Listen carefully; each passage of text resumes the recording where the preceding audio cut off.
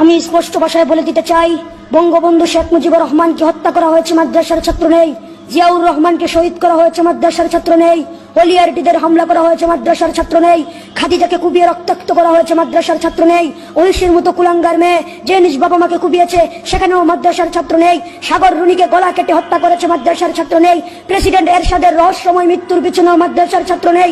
শুধু তাই নয়, আরো কিছু তথ্য বলে দিতে চাই।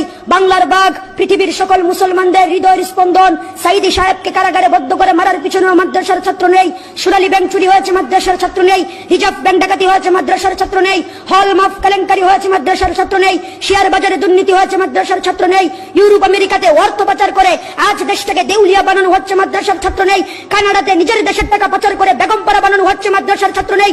শুধু তাই নয়, টেকনাফ থেকে তেতুলিয়া, রূপসা থেকে পাথুরিয়া, সুন্দরবন থেকে বান্দরবন, সারা বাংলাদেশকে চ্যালেঞ্জ করে বলতে পারবো, স্বাধীনতার ইতিহাস থেকে আজ পর্যন্ত, পৃথিবীর শুরু থেকে আজ পর্যন্ত যে কোন দেশে যত বড় বড় দুর্ঘটনা হয়েছে, কোন একটা দুর্ঘটনার সাথে মাদ্রাসার ছাত্ররা কিংবা কোন আলেম জড়িত আছে, ওই রকম প্রমাণ দ্বারা কেউ দিতে পারবে না।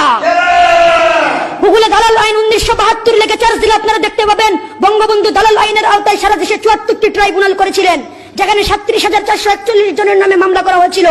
22 জনের ফাঁসি হয়েছে, 68 জনের যাবজ্জীবন কারাদণ্ড হয়েছে, 752 জনের বিভিন্ন মেয়াদে কারাদণ্ড